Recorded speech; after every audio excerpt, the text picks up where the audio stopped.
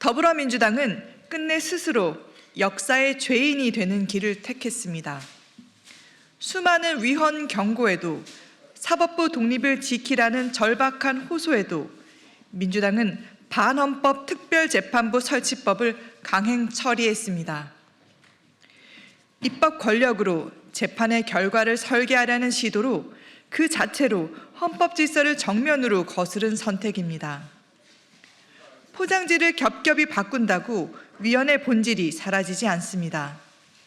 민주당의 땜질 수정은 스스로 문제 있음을 인정한 자백에 불과합니다. 대법원은 이미 예규를 통해서도 신속하고 공정한 재판이 가능하다 했음에도 민주당은 법을 밀어붙였습니다.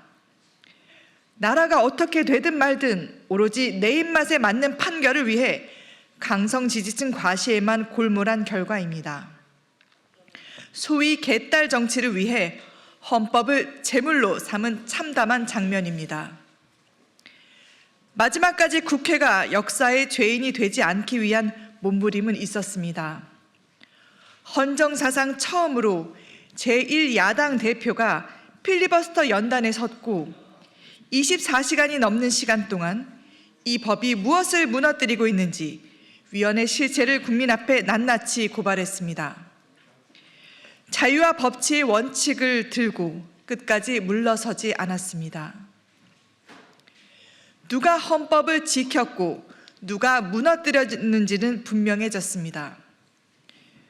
오늘 이 법에 찬성 표결한 국회의원들은 대한민국 법치를 흔든 오욕의 역사로 기록될 것입니다. 이제 헌법을 지킬 마지막 책임은 대통령에게 있습니다. 이재명 대통령이 반헌법 특별재판부 설치법에 대해 제2요구권을 행사하지 않는다면 법치를 능멸하려는 시도에 대통령이 손을 들어준 것입니다. 제2요구권 행사는 선택이 아닌 헌법 수호를 위한 최소한의 책무입니다. 이마저도 거스른다면 민주당만의 책임이 아니라 이재명 정권 전체의 책임으로 남게 될 것임을 명심하십시오. 헌법을 유린한 정치는 반드시 대가를 치를 것입니다. 이제 국민과 역사의 준엄한 심판만이 남았습니다. 다음 논평 이어가겠습니다. 더불어민주당이 그동안 일고의 가치도 없다고 일축해온 통일교 특검을 여론이 악화되자 이제와 민심을 살피다 수용하겠다고 입장을 바꿨습니다.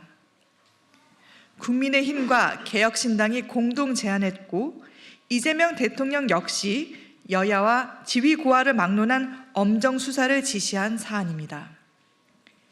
민주당까지 수용 입장을 밝힌 이상 더 이상 미룰 이유도 조건을 붙일 명분도 없습니다.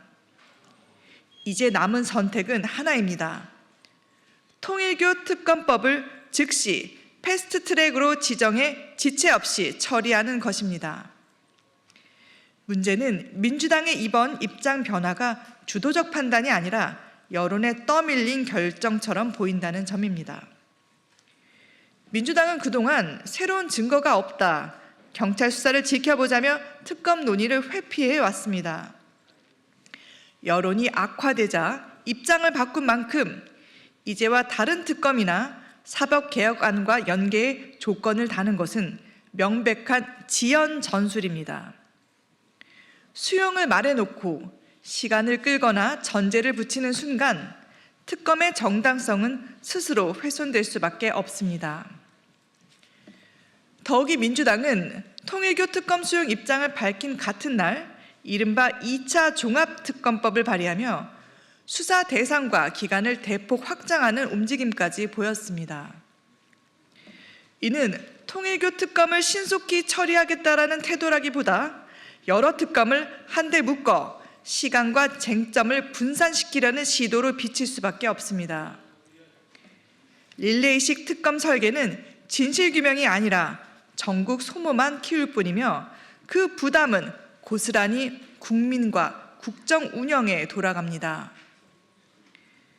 이번 통일교 특검의 핵심은 분명합니다. 야당이 공동으로 합의한 정치권의 이해관계로부터 독립된 제3자 추천 방식을 통해 공정성과 신뢰성을 확보하는 것입니다. 이것이 담보되지 않는 특검은 진상규명이 아니라 정치적 알리바이에 불과합니다. 수사 범위와 기간을 끝없이 넓히는 특검 설계는 내년 지방선거 국면까지 전국을 끌고 가겠다는 정치적 계산으로 읽힐 수밖에 없습니다. 조건 없는 수용, 제3자 추천 특검, 즉각적인 패스트트랙 처리, 이 세 가지가 갖춰질 때만 통일교 특검은 국민 앞에서 최소한의 신뢰를 얻을 수 있습니다. 이를 외면한다면 국민은 이번 특검을 또 하나의 시간 끌기용 방탄으로 판단할 것이며 그 정치적 책임은 결국 민주당이 국민 앞에서 직접 지게 될 것입니다. 다음 논평 이어가겠습니다.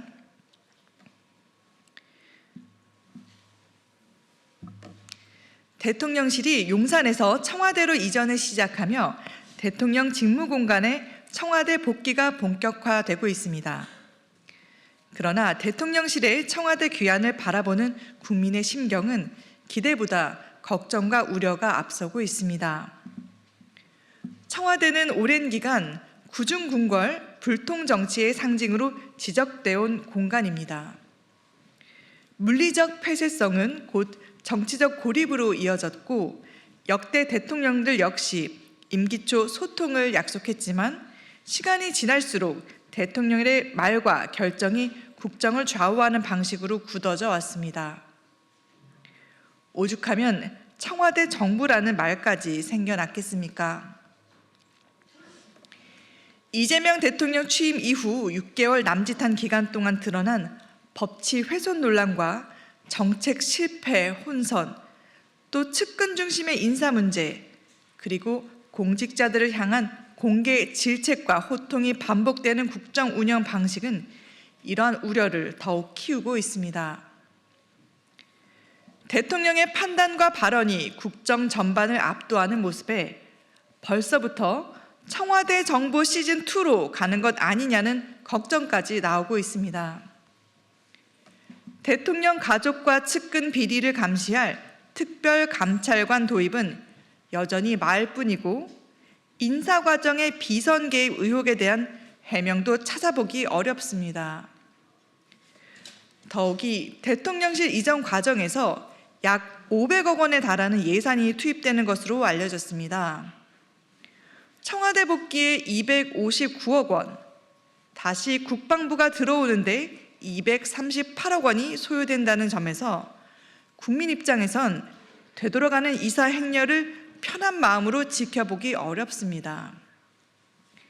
이러한 혈세 낭비는 앞으로 다시는 반복돼서는 안 될 일입니다. 결국 국민이 걱정하는 것은 어디에서 일하느냐가 아니라 대통령이 국민의 말을 제대로 듣고 국정을 운영하느냐입니다. 광화문 정부청사 등 대안이 있었던 만큼 청와대를 다시 선택한 결정에는 그에 걸맞는 무거운 책임이 뒤따라야 할 것입니다. 국민의힘은 대통령이 다시 구중궁궐의 대통령이라는 비판을 반복하지 않기를 바랍니다. 국정 운영 역시 대통령의 말을 전하는 생중계 쇼가 아니라 국민의 목소리를 듣는 스피커가 될 수 있을지가 국정 성공의 관건임을 분명히 지적합니다. 다음 논평 이어가겠습니다.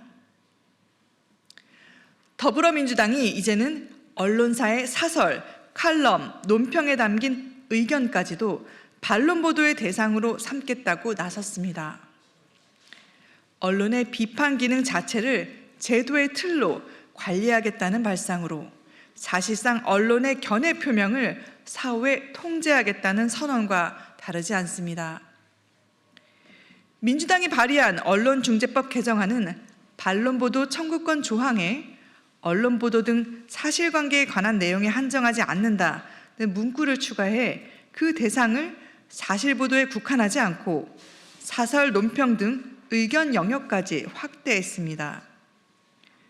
허위 조작 정보 근절을 명분으로 내세웠지만 정작 겨냥한 것은 비판과 논평이라는 점에서 언론 자유 침해의 본질은 그대로입니다. 사설과 논평은 사실 위에 견해를 세우는 언론의 고유 영역입니다. 이 영역마저 반론 보도를 강제한다면 견해는 견해로 맞서는 공개 토론이 아니라 절차와 분쟁으로 소모될 수밖에 없습니다. 정권이 반론권을 앞세워 소송을 남발하는 구조가 만들어진다면 언론은 비판의 내용보다 법적 부담을 먼저 계산하게 되고 권력 감시 기능은 위축될 수밖에 없습니다. 문제는 소관 부처까지 우려를 제기하는데도 민주당은 이를 외면한 채 입법을 밀어붙이고 있다는 점입니다. 문화체육관광부는 사설 논평에 반론 보도를 붙일 경우 공익적 논평과 비판이 위축되고 이른바 의견에 대한 의견만 난무해 혼란이 커질 수 있다고 밝혔습니다. 법원 행정처 역시 논평 기능이 과도하게 위축된다는 점과 반론 대상 확대로 인해 신속한 권리 구제가 지연될 수 있다는 점을 지적을 했습니다. 더욱이 민주당은 정보통신망법 개정안과 언론중재법 개정안을 사실상 한 묶음으로 추진하며 위헌 논란이 제기되자 일부 문구만 고치는 땜질식 수정으로 졸속 입법을 강행하고 있습니다. 이미 헌법재판소가 과도한 표현의 자유 제한에 대해 문제를 지적한 사안임에도 같은 오류를 반복하는 것은 무책임한 태도입니다. 언론 자유를 봉쇄하는 정보통신망법, 언론중재법 개정안은 땜질식 수정으로 정당화될 수 없으며 사설, 칼럼, 논평까지 반론 보도를 강제하려는 위험한 발성은 철회와 함께 전면 중단돼야 합니다.